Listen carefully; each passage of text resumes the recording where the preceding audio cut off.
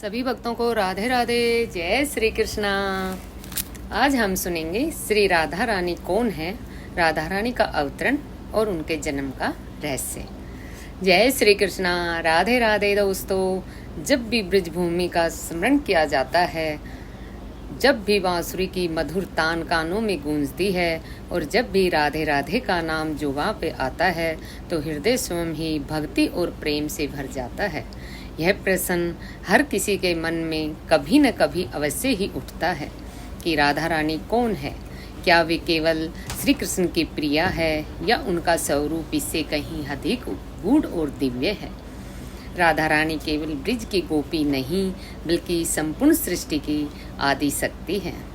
वे उस परम आनंद और प्रेम की मूर्ति हैं जिसके बिना स्वयं श्री कृष्ण का भी अस्तित्व अधूरा है। शास्त्र कहते हैं कि कृष्ण तो शरीर है और उस शरीर की चेतना, माधुर्य और जीवन राधा रानी है।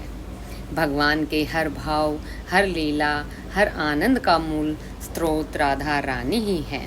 भक्तों के लिए राधा रानी मातृ स्वरूपा है जो अपने बच्चों को हर दोष के बावजूद क्षमा करती है। वे इतनी करुणामयी हैं और सहज हैं कि अपने नाम के जप मात्र से ही भक्तों को कृपा से भर देती है। श्री कृष्ण ने स्वयं स्वीकार किया है कि मुझे पाने का सबसे सरल मार्ग राधा के नाम का स्मरण है। इसलिए जब हम कहते हैं कि राधे कृष्णा, तो वास्तव में हम कृष्ण तक पहुंचने का द्वार खोलते हैं। राधा नाम का उच्चारण ही भक्ति का सार है और यही कारण है कि राधा रानी की महिमा का वर्णन करना शब्दों में संभव ही नहीं है। आइए इस दिव्य कथा के माध्यम से समझते हैं कि वास्तव में राधा रानी कौन है और क्यों वे भक्ति की परम अधिष्ठात्री देवी कही जाती है। जैसे श्री कृष्ण हमारे इष्ट पूजनीय और भगवान है, उसी प्रकार हमारी किशोरी जी करुणामयी सरकार श्री राधा रानी स्वयं श्री कृष्ण की शक्ति है। श्री कृष्ण तो केवल शरीर है और उनके शरीर की संपूर्ण चेतना, ऊर्जा और माधुर्य हमारी लाडली किशोरी जी हैं। धर्म ग्रंथों और पुराणों में उल्लेख है कि जब भगवान विष्णु ने मोहिनी अवतार धारण किया था तब उसके दिव्य सौंदर्य को देखकर सभी देवता मोहित हो गए और मन ही मन कामना करने लगे कि यह अद्वितीय रूप उनकी पत्नी बने। किंतु उन सब के बीच सूर्य देव ऐसे थे जिनके हृदय में मोहिनी के लिए आसक्ति नहीं बल्कि वात्सल्य भाव जाग उठा। उन्होंने सोचा, काश यह सुंदर रूप मेरी पुत्री होता। यही कारण था कि भगवान विष्णु सूर्यदेव की भावना से प्रसन्न हुए और उन्हें आशीर्वाद दिया कि मोहिनी के स्वरूप के रूप में भविष्य में उनकी पुत्री अवतरित होगी। समय बीता और सूर्यदेव वृषभानु के रूप में पृथ्वी पर जन्मे, परंतु उन्हें अपने वचन का फल नहीं मिला। इसलिए उन्होंने कठोर तपस्या कर ब्रह्मदेव को से विनती की। ब्रह्मा जी ने उनकी तपस्या स्वीकार कर स्वयं बरसाना पर्वत के रूप में प्रकट होकर ठाकुर जी को वरदान की याद दिलाई।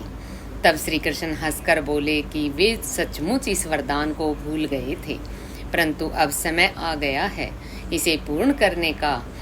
सूर्यदेव की भावना यह थी कि उनकी पुत्री इतनी दिव्य हो कि उसके रूप को देखकर कोई भी आसक्त न हो बल्कि केवल वात्सल्य भाव ही प्रकट हो।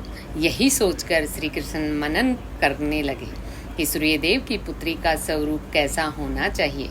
उसी समय उनकी दृष्टि एक मणि पर पड़ी जिसमें उनका स्वयं का प्रतिबिंब झलक रहा था। कहा जाता है कि ठाकुर जी अपना प्रतिबिंब देखकर स्वयं पर मोहित हो जाते हैं, परंतु इस बार उन्होंने अपने प्रतिबिंब को स्थिर कर उसमें श्रृंगार किया और अंत में श्याम रंग से उसे गौर वर्ण में परिवर्तित कर दिया। जैसे कि उनका स्वरूप गौर वर्ण में बदला, ऐसा प्रतीत हुआ मानो शरद पूर्णिमा के हजारों चंद्रमा का तेज उस प्रतिबिंब में उतर आया हो। उस दिव्य प्रकाश से संपूर्ण वातावरण आलोकित हो उठा और जब ठाकुर जी ने अपनी आंखें खोली तो वहाँ उनकी सर्वप्रिय करुणामयी माधुर्य स्वरूपिणी हमारी प्यारी किशोरी जी श्री राधा रानी का पारकट्य हो चुका था। ठाकुर जी ने जब स्वयं अपनी प्रतिबिंब शक्ति से किशोरी जी का स्वरूप प्रकट किया तब उन्होंने प्रणाम कर प्रार्थना की कि यह दिव्य स्वरूप वृषभानु जी की कीर्ति जी के घर पुत्री के रूप में अवतरित हो। इस प्रकार हमारी महारानी ब्रिज की अधिष्ठात्री श्यामा जी का पृथ्वी पर आगमन हुआ। तभी से यह कहा जाता है कि राधा और कृष्ण दो अलग अस्तित्व नहीं बल्कि एक ही हैं, क्योंकि हमारी मैया श्यामा जी स्वयं भगवान से अवतरित हुई है। इसलिए श्री कृष्ण केवल शरीर है और उनकी संपूर्ण शक्ति, माधुर्य और चेतना श्री राधा रानी ही है। इसी कारण कहा जाता है कि एक प्राण दो देह, राधा संग स्नेही। दोनों युगल शरीर से भले भिन्न प्रतीत हों किंतु आत्मा से अभिन्न हैं। जहाँ राधा रानी है वहीं श्री कृष्ण है। दोनों एक दूसरे के बिना अधूरे हैं और दोनों ही परस्पर पूरक हैं। भक्तगण कहते हैं कि ब्रिज के कण कण में राधा कृष्ण का वास है। श्री कृष्ण का नाम राधा के बिना अधूरा है और श्री शब्द राधा रानी के लिए ही प्रयुक्त होता है। एक रूप गोर है तो दूसरा श्याम है। दोनों एक ही भाव में दो भिन्न अंग हैं। इसी सत्य के कारण जब भाद्रपद की कृष्ण पक्ष अष्टमी को श्री कृष्ण का जन्म हुआ तो शुक्ल पक्ष की अष्टमी को उनकी प्राशक्ति श्री राधिका जी का पारकट्य हुआ। यही दिन राधा रानी के रूप में ब्रिजवासियों द्वारा बड़े हर्षोल्लास से मनाया जाता है। कथाओं के अनुसार लगभग 5000 वर्ष पूर्व पवित्र ब्रिज भूमि में वृषभानु और कीर्ति जी के घर राधा रानी का पारकट्य हुआ। ब्रह्मा वैवर्त पुराण के अनुसार राधा जी देव श्री कृष्ण के साथ गोलोक में निवास करती थी, किंतु एक बार जब श्री कृष्ण जी विरजा के साथ विहार कर रहे थे तब राधा रानी वहां पहुंची और अप्रसन्न होकर चली गई। उसी समय श्री दामा ने राधा रानी के इस व्यवहार पर उन्हें कठोर वचन कहे। इस पर राधा रानी ने क्रोधित होकर श्री दामा को शंखचूड़ राक्षस बनने का श्राप दिया। प्रत्युत्तर में श्री दामा ने भी राधा रानी को श्राप दिया कि वे पृथ्वी लोक पर मानव रूप में जन्म लेकर 100 वर्षों तक कृष्ण वियोग सहेंगे। यह श्राप सुनकर राधा जी व्याकुल हुई, पर श्री कृष्ण ने उन्हें आश्वासन दिया कि भले ही वे मनुष्य के रूप में धारण करें किंतु सदैव उनके समीप ही रहेंगे। इसी समय कीर्ति जी के जिन्हें पुत्री की आकांक्षा थी प्रतिदिन यमुना में स्नान कर देवी शक्ति से प्रार्थना करती थी। एक दिन यमुना तट पर पूजा के समय यमुना जी से एक दिव्य कमल प्रकट हुआ। उस कमल में प्रकाश में आभा फैल गई और उसके भीतर एक दिव्य कन्या विराजमान थी। उस कन्या की आंखें बंद थी और उसका सौंदर्य अलौकिक था। राजा वृषभानु और कीर्ति जी अत्यंत प्रसन्न हुए और उस कन्या को अपना संतान के रूप में घर ले आए। यह दिव्य कन्या कोई और नहीं बल्कि स्वयं ठाकुर जी की प्राशक्ति श्री राधा रानी थी। कुछ विद्वानों के अनुसार राधा जी का जन्म रावल गांव में हुआ और बाद में वृषभानु जी बरसाना में आकर बस गए, किंतु अधिकांश मानते हैं कि राधा जी का पारकट्य बरसाना में ही हुआ था। सबसे लोकप्रिय कथा यह है कि जब वृषभानु जी ने राधा जी को कमल पुष्प से उठाया तो उन्होंने आंखें खोलने से इनकार कर दिया। माता पिता ने सोचा कि उनकी पुत्री दृष्टिहीन है, परंतु यह लीला थी। राधा जी ने निश्चय किया था कि वे अपनी आंखें तभी खोलेगी जब प्रथम बार श्री कृष्ण का दर्शन होगा, और सचमुच जब बाल कृष्ण उनके सम्मुख आए तभी राधा जी ने अपनी पलकें खोली और नैन प्रथम बार अपने प्रियतम को देखने के लिए खुले। इस प्रकार राधा जी का जन्म और उनकी कथा यह सिद्ध करती है कि वे केवल वृषभानु कन्या ही नहीं बल्कि स्वयं श्री कृष्ण की स्वरूपिणी शक्ति है। कृष्ण और राधा का संबंध जगत के सामान्य संबंधों से परे है। यह आत्मा और परमात्मा का मिलन है, जो सृष्टि के हर कण में व्याप्त है। उन्होंने जन्म के समय अपनी आंखें बंद ही रखी और यही रहस्य आज तक भक्तों और विद्वानों को सोचने पर विवश करता है। सदियों से यह प्रश्न उठता रहा है कि राधा और कृष्ण का प्रेम, जो जगत की सबसे पावन और महानतम प्रेम कथा मानी जाती है, विवाह के बंधन में क्यों नहीं बंध पाया। जिस शिद्दत से राधा और कृष्ण ने एक दूसरे से प्रेम किया, वही प्रेम विवाह तक क्यों नहीं पहुंचा, और क्यों यह अलौकिक कथा संसार की सबसे बड़ी विरह गाथा बन गई। आज भी राधा रानी कृष्ण का नाम लेते ही लोगों के मन में यही विचार आते हैं कि यह प्रेम जितना निर्मल और आत्मिक था, उतना ही गूढ़ और जटिल भी था। युगों से कृष्ण के साथ राधा का नाम लिया जाता है, किंतु धर्म ग्रंथों महाभारत श्रीमद् भगवत गीता में राधा रानी का नाम सीधे रूप से उल्लेखित नहीं है। यह भी प्रश्न उठता है कि यदि राधा रानी श्री कृष्ण का सबसे गहन प्रेम थी, तो श्री कृष्ण ने रुक्मिणी और अन्य 8 प्रमुख पत्नियों को जीवन संगिनी क्यों बनाया, पर राधा रानी को क्यों नहीं। मान्यताओं के अनुसार राधा रानी को कृष्ण योग का श्राप किसी और ने नहीं, बल्कि स्वयं सुदामा जी ने दिया था, जो उनके सबसे प्रिय मित्र और महान भक्त थे। कथा के अनुसार राधा रानी और श्री कृष्ण सदैव गोलोक में साथ निवास करते थे। एक बार राधा रानी की अनुपस्थिति में श्री कृष्ण ब्रजा नामक गोपी के साथ विहार कर रहे थे। उसी समय राधा रानी वहां पहुंची और क्रोधवश उन्होंने विरजा और श्री कृष्ण को अपमानित कर दिया।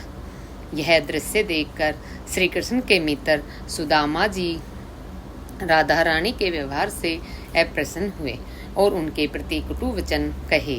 राधा रानी क्रोधित होकर विरजा को धरती पर दरिद्र ब्राह्मण होने का श्राप दे बैठी और सुदामा को भी श्री कृष्ण के वियोग तथा असुर रूप में जन्म लेने का श्राप दिया। सुदामा कृष्ण से अलग होने की कल्पना तक नहीं कर सकते थे, किंतु श्राप के कारण उन्हें कृष्ण वियोग सहना पड़ा। अपमान और पीड़ा से व्याकुल होकर सुदामा ने भी उसी समय राधा रानी को श्राप दिया कि पृथ्वी पर अवतरित होकर उन्हें कृष्ण के विरह सहना पड़ेगा। इसी श्राप के कारण कहा जाता है कि जब 11 वर्ष की आयु में कृष्ण को वृंदावन छोड़कर मथुरा जाना पड़ा, तब राधा रानी वियोग में डूब गई। उस समय राधा रानी ने श्री कृष्ण से विवाह का निवेदन किया, पर श्री कृष्ण ने मौन साधा और कोई उत्तर नहीं दिया। वे बिना पलटे आगे बढ़ गए। राधा रानी ने पुनः क्रोध में आकर विवाह का कारण पूछा। तब कृष्ण मुड़े और राधा रानी से विस्मित होकर देखा कि कृष्ण का स्वरूप उनके ही समान था। तभी उन्हें बोध हुआ कि कृष्ण और राधा दो नहीं, एक ही हैं, दो शरीर में बटे हुए एक आत्मा है। राधा रानी कृष्ण की होकर भी उनकी पत्नी न बन सकी, किंतु आज भी वे पूजनीय हैं और प्रेम का सर्वोच्च प्रतीक मानी जाती है। यह कथा अधूरी होकर भी अमर है। हालांकि कुछ पौराणिक मान्यता ऐसी भी हैं जिसमें राधा और कृष्ण के विवाह का उल्लेख मिलता है। ब्रह्मवैवर्त पुराण और गर्ग संहिता में वर्णन है कि भांडिरवन नामक स्थान पर स्वयं ब्रह्मा जी ने दोनों का गंधर्व विवाह संपन्न कराया। कथा के अनुसार जब नंद बाबा छोटे कान्हा को गाय चराने के ले गए थे, संध्या होते होते वो थक कर एक वृक्ष के नीचे विश्राम करने लगे। आंख लग गई और जब जागे तो चारों ओर अंधकार छा गया था। तभी दूर से एक दिव्य प्रकाश फैला और राधा रानी देवी स्वरूप में वहां प्रकट हुई। नंद बाबा ने नन्हे कान्हा को राधा रानी को सौंप दिया और चले गए। राधा जी ने बाल कृष्ण को स्नेहपूर्वक गाल पर चूमा और तभी अद्भुत चमत्कार हुआ। कन्हैया उनकी गोद से गायब होकर पुनः भगवान स्वरूप में प्रकट हुए और अपने शाश्वत प्रेम का इजहार किया। कुछ ही क्षणों के बाद ब्रह्मा जी वहां प्रकट हुए। उन्होंने अग्निकुंड साक्षी रखकर मंत्रों उच्चार के साथ राधा कृष्ण का विवाह कराया। विवाह के उपरांत दोनों ने यमुना तट पर आनंदपूर्वक समय बिताया, किंतु फिर भगवान ने अपनी लीला प्रकट करते हुए शिशु रूप धारण कर लिया और राधा जी ने उन्हें लेकर माता यशोदा के पास पहुंची। राधा जी की उम्र में कृष्ण से बड़ी थी। उनका प्रेम शुद्ध आत्मिक और अद्वितीय था। इसमें वे दैहिक आकर्षण का कोई स्थान नहीं। यही कारण है कि इसे आध्यात्मिक प्रेम की सर्वोच्च श्रेणी में रखा गया है। आज भी मथुरा से लगभग 30 किलोमीटर दूर भांडी रवन स्थित मंदिर का इसका साक्षी है, जहाँ राधा कृष्ण की मूर्ति दुल्हा दुल्हन के रूप में स्थापित है और ब्रह्मा जी ने उन्हें आशीर्वाद देते हुए दर्शाए गए हैं। इस मंदिर में विशेषता यह है कि यहाँ श्री कृष्ण के हाथों में बांसुरी नहीं बल्कि विवाह का प्रतीक है। इस प्रकार राधा कृष्ण का विवाह शाश्वत रहस्य है, कभी अधूरा माना जाता है तो कभी पूर्ण। विवाह हुआ या नहीं यह भले ही मतभेद का विषय हो, लेकिन इसमें कोई संदेह नहीं है कि राधा और कृष्ण प्रेम और भक्ति के सर्वोच्च स्वरूप है, जो आज भी युगों से भक्तों के हृदय में राधे राधे की ध्वनि बनकर गूंजते हैं। एक अन्य अद्भुत कथा के अनुसार श्री कृष्ण और राधा रानी का प्रेम इतना गहरा और अलौकिक था कि स्वयं श्री कृष्ण ने अपनी माँ यशोदा से एक दिन कहा कि वे राधा से विवाह करना चाहते हैं। यही सुनकर यशोदा मैया ने समझाया कि राधा उनके लिए उचित वधू नहीं है, क्योंकि पहला कारण तो यह है कि राधा रानी उम्र में श्री कृष्ण से बड़ी थी और दूसरा कारण यह है कि उनकी मंगनी पहले ही रायण से हो चुकी थी। रायण उस कंस की सेना में युद्ध करने गया हुआ था और उसके लौटने पर राधा का विवाह उससे होना निश्चित माना गया था। यह सुनकर श्री कृष्ण शोक से व्याकुल हो उठे और अपने कर्तव्य पथ से डगमगाने लगे। तब ऋषि गार्गाचार्य ने उन्हें समझाया कि उनका जन्म केवल व्यक्तिगत सुख के लिए नहीं बल्कि एक महान उद्देश्य की पूर्ति हेतु हुआ है। उन्होंने कृष्ण से कहा कि वे इस शोक को त्याग कर वही धर्म और कर्म निभाए जिसके लिए उन्होंने अवतार लिया है। इसी कारण श्री कृष्ण को अंततः राधा रानी को पीछे छोड़कर मथुरा की ओर प्रस्थान करना पड़ा। लेकिन जाने से पहले उन्होंने राधा रानी को अपनी प्रिय मुरली भेंट की और कहा कि जब भी वे उन्हें स्मरण करेंगी, इस मुरली की धुन में वे सदा उनके निकट उपस्थित होंगे। राधा रानी ने उस मुरली को अपने हृदय से लगाकर जीवन भर संभाल कर रखा। जब भी कृष्ण की याद आती, वे उसे बजाकर अपने प्रियतम का स्मरण करती। उधर श्री कृष्ण भी राधा की याद में सदैव अपने मुकुट में मोर पंख और कंठ में वैजयंती माला धारण करते थे। ब्रह्मवैवर्त पुराण के प्रकृति खंड अध्याय 49 श्लोक 39 और 40 के अनुसार जब राधा रानी युवा अवस्था में पहुंची तो उनके माता पिता ने उनका विवाह रायण से करना चाहा, किंतु यह विवाह किसी सांसारिक रूप से नहीं बल्कि राधा रानी की छाया के साथ संपन्न हुआ, क्योंकि वास्तविक रूप से राधा तो कृष्ण की ही थी। रायण स्वयं नंद बाबा की पत्नी यशोदा जी का भाई था और उसे रापा तथा अनघोष के नाम से भी जाना जाता था। जब श्री कृष्ण वृंदावन छोड़कर मथुरा जाने लगे, तब उन्होंने संपूर्ण ब्रजभूमि की जिम्मेदारी राधा रानी को सौंपी और कहा, राधे, आज से आप ही ब्रजमंडल की अधिष्ठात्री देवी होंगी। आपकी इच्छा बिना यहाँ कोई भी कार्य नहीं हो सकेगा। इसके बाद कृष्ण मथुरा चले गए और राधा रानी के लिए उनका मिलना दर्शन दुर्लभ हो गया। किंतु एक समय ऐसा भी आया जब राधा रानी कुरुक्षेत्र पहुंची और वहां उनकी भेंट श्री कृष्ण से हुई। उन्होंने कृष्ण वृंदावन लौटने का आग्रह किया। तब कृष्ण अपनी बहन सुभद्रा और बड़े भाई बलराम जी के साथ वृंदावन आए। इस अवसर पर पूरा ब्रजमंडल हर्षोल्लास से भर गया।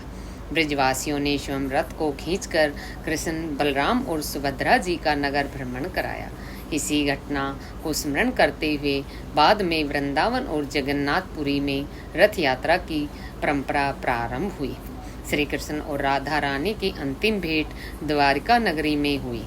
अपने जीवन के उत्तरार्ध में राधा रानी वहां पहुंची और कृष्ण से निवेदन किया कि वे शेष जीवन उनके साथ ही व्यतीत करना चाहती है। श्री कृष्ण ने उन्हें देखकर गहन भाव से स्वागत किया और अपने महल में देविका का पद प्रदान किया, जिससे राधा रानी राजमहल में रहते हुए कृष्ण के दर्शन भी कर पाती थी और अपने कर्तव्य भी निभाती थी। किंतु धीरे धीरे राजपाट के कार्यों में व्यस्त होने के कारण श्री कृष्ण उनसे मिल नहीं पाते थे। यही दूरी राधा रानी के हृदय और अधिक पीड़ा देने लगी। अतः उन्होंने महल छोड़कर एकांतवास का निर्णय लिया। द्वारिका से जाते समय राधा रानी ने श्री कृष्ण से एक वचन लिया कि जब भी वे उन्हें स्मरण करेगी, कृष्ण स्वयं उनके पास अवश्य आएंगे। फिर वे एकांत में निवास करने लगे, किंतु श्री कृष्ण वियोग में उनका जीवन आंसुओं से भरा रहा। तब वह समय आया जब राधा रानी ने अपनी लीला समाप्त करने का निश्चय किया।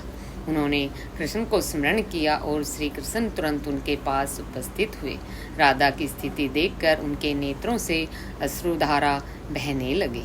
उस समय राधा रानी ने कृष्ण से अपना अंतिम वरदान मांगा, वही मुरली की मधुर तान सुनाइए जो आप रास लीला के समय बजाया करते थे। श्री कृष्ण ने अपनी प्रिय मुरली से वही धुन छेड़ी। राधा रानी उस संगीत में लीन होकर धीरे धीरे अपने प्राण त्याग कर श्री कृष्ण के चरणों में समा गई।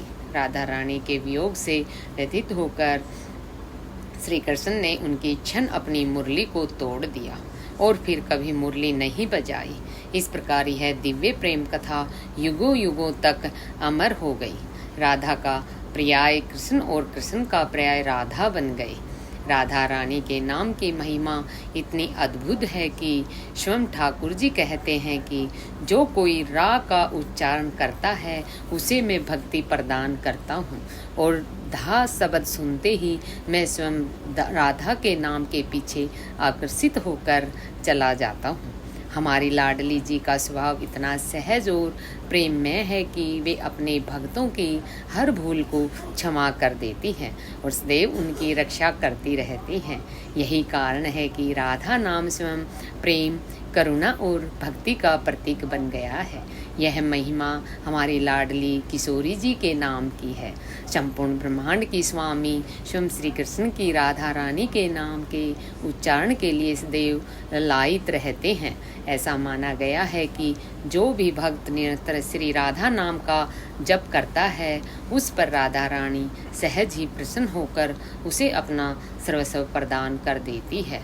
स्वयं ठाकुर जी ने कहा है कि मम नाम सते नव राधा नाम सकृत समम, अर्थात यदि कोई भक्त मेरे 100 नामों का स्मरण करता है और दूसरी ओर कोई केवल एक बार राधा रानी का नाम लेता है तो दोनों का फल समान होता है। लेकिन जो भक्त सदा सर्वदा राधा नाम का जप करते हैं, उनकी महिमा और फल तो इतना अनंत है कि स्वयं मैं भी उसे नहीं जानता। शास्त्रों में राधा रानी को कृष्ण वल्लभा कहा गया है। वे कृष्ण की प्रिया ही नहीं बल्कि उनकी अधिष्ठात्री देवी भी हैं। कृष्ण से मिलन का जो मार्ग है वह स्वयं राधा रानी ही है। यही कारण है कि श्री कृष्ण का नाम भी राधा नाम के बिना अधूरा माना गया है। कहते हैं कि रा का उच्चारण करने से समस्त रोग मिट जाते हैं और धा का उच्चारण होते ही सारे बंधन छूट जाते हैं। ऋग्वेदी परंपरा के राधा उपनिषद में कहा गया है कि श्री कृष्ण परम ब्रह्म परमात्मा है और राधा रानी उनकी प्राशक्ति है। कृष्ण शब्द है तो राधा उसका अर्थ है। कृष्ण गीत है तो राधा संगीत है। कृष्ण बंसी है तो राधा स्वर है। कृष्ण समुंदर है तो राधा उसकी तरंग है। कृष्ण फूल है तो राधा उसकी सुगंध है। नारद पंचरांत अनुसार राधा और कृष्ण एक ही शक्ति के 2 स्वरूप है। पद्म पुराण में कहा गया है कि राधा रानी श्री कृष्ण की आत्मा है। गोलोक में स्वयं भगवान श्री कृष्ण राधा जी के पति स्वरूप निवास करते हैं और वही लोक सब लोकों में श्रेष्ठ है। श्रीमद् देवी भागवत में यह भी बताया गया है कि भगवान श्री कृष्ण उस भक्त की पुकार अवश्य सुनते हैं जो निरंतर राधा रानी का नाम जपते हैं। यही कारण है कि जब भी भक्त कृष्ण को पुकारते हैं तो राधे कृष्ण कहकर ही स्मरण करते हैं। स्वयं श्री कृष्ण ने कहा है कि यदि कोई केवल कृष्ण नाम जपता है तो वह अधूरा है, क्योंकि मुझे पाने के लिए पहले राधा का स्मरण करना आवश्यक है। जहाँ राधा होगी वहाँ मैं अपने आप ही आ जाऊँगा। एक सुंदर प्रसंग में बताया गया है कि नंदगांव में एक मोर प्रतिदिन श्री कृष्ण का भजन गाता था, परंतु कृष्ण उस पर ध्यान नहीं देते थे। मोर दुखी होकर रोने लगा।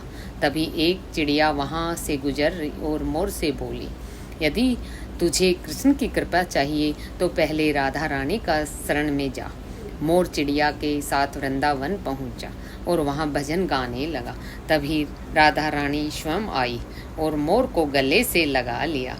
मोर ने अपनी व्यथा सुनाई, जिस पर राधा रानी ने उसे आशीर्वाद दिया और कहा कि तेरे भजन व्यर्थ नहीं जाएंगे। उन्होंने मोर को नंदगांव जाकर राधा नाम का भजन करने को कहा। जब मोर ने वहां जाकर राधा का भजन किया तो कृष्ण भाव विभोर होकर दौड़ आए और मोर को गले से लगा लिया। श्री कृष्ण जी ने स्वयं कहा, राधा नाम मुझे अत्यंत प्रिय है और जो भी राधा नाम का स्मरण करता है उसे मेरी कृपा सहज ही प्राप्त होती है। एक अन्य प्रसंग में एक धनी व्यापारी महात्मा जी के चरणों में रोते हुए पहुंचा और बोला, महाराज, मेरा पुत्र नास्तिक है, कभी भगवान का नाम नहीं लेता। महात्मा ने उस पुत्र से मिलने पर उसे केवल राधा राधा बोलने को कहा। पुत्र ने हठपूर्वक कहा, मैं क्यों बोलूं? पर गुस्से में आकर उसने एक बार राधा राधा कह ही दिया। महात्मा मुस्कुराए और बोले, तेरा लोक और परलोक अब सुधर गया। मृत्यु के पश्चात जब वह युवक यमपुरी पहुंचा तो यमराज ने उससे उसके पुण्यों के बारे में पूछा। उसने कहा, मैंने जीवन में एक बार राधा नाम जपा है। यह केवल स्वयं यमराज, इंद्रदेव, ब्रह्मा और महादेव भी चकित हो गए और सोचने लगे कि राधा नाम के जप का फल कितना महान है। अतः वे सब उसे पालकी में बैठाकर स्वयं विष्णु जी के पास गए। तब भगवान ने कहा, राधा नाम इतना महान है कि इसके उच्चारण मात्र से साधारण जीव भी दिव्य आत्मा बन जाता है, जिसे आज स्वयं देवता पालकी में उठाकर लाए हैं। यही राधा नाम की महिमा है। इसलिए मित्रों, राधा रानी केवल ब्रज मंडल की महारानी ही नहीं बल्कि श्री कृष्ण के हृदय की स्वामिनी भी है। श्री कृष्ण को पाने का सबसे सरल और श्रेष्ठ साधन है राधा नाम का जप। राधा नाम का स्मरण करने से स्वयं कृष्ण प्रसन्न हो जाते हैं और भक्त को अपना सर्वस्व प्रदान करते हैं। राधा रानी को किशोरी जी कहकर भी पुकारा जाता है। इस नाम के पीछे भी एक अद्भुत कथा है। द्वापर युग में अष्टावक्र ऋषि, जिनका शरीर 8 स्थानों से टेढ़ा था, बरसाना आए। राधा रानी ने उन्हें देखकर मुस्कुरा दिया। अष्टावक्र को लगा कि उनका उपहास हो रहा है और वो श्राप देने लगे। तब श्री कृष्ण ने उन्हें समझाया कि राधा की मुस्कान उपहास नहीं बल्कि उनके भीतर छुपे हुए ज्ञान और कृष्ण की छवि को देखकर आनंदित होने के कारण है। यह सुनकर अष्टावक्र प्रसन्न हो गए और राधा रानी को वरदान दिया कि वे सदा किशोरी रूप में ही रहेंगे। तभी से ब्रिज में उन्हें किशोरी जी कहा जाता है। राधा रानी की कृपा पाने के अनेक साधन बताए गए हैं। उनमें से सर्वश्रेष्ठ साधन है श्री राधा कृपा कटाक्ष स्त्रोत का 108 बार जाप। शास्त्रों के अनुसार इस स्त्रोत का पाठ करने से मनुष्य के सारे कष्ट दूर हो जाते हैं और मृत्यु के बाद उसे गोलोक धाम की प्राप्ति होती है। इसके अतिरिक्त श्री हित चतुराजी के पदों का पाठ भी अत्यंत फलदायी माना गया है। संत श्री प्रेमानंद जी महाराज ने कहा है कि जो कोई हित चतुराजी का पाठ नियमित करता है वह जीवित रहते हुए भी परम सुख को भोगता है और मृत्यु के पश्चात जन्म मरण के बंधन से मुक्त होकर स्वयं राधा रानी की सेवा में प्रवेश करता है। इसलिए प्रिय मित्रों, राधा रानी के नाम की महिमा अपरंपार है। उनका नाम जपना ही साक्षात भक्ति का मार्ग है। राधा नाम स्मरण मात्र से श्री कृष्ण अपने आप भक्त के पास चले आते हैं। आप सब भी प्रेम पूर्वक बोलिए राधा राधा। बोल श्री कृष्ण। राधे राधे। सभी भक्तों को यदि कथा हृदय को छू गई हो तो कमेंट में राधे राधे अवश्य लिखें। प्रेम से बोलिए जय श्री कृष्ण। ऐसे ही और भी रोचक आध्यात्मिक वीडियो के लिए चैनल को सब्सक्राइब कर लें। बोल राधे राधे। राधे राधे।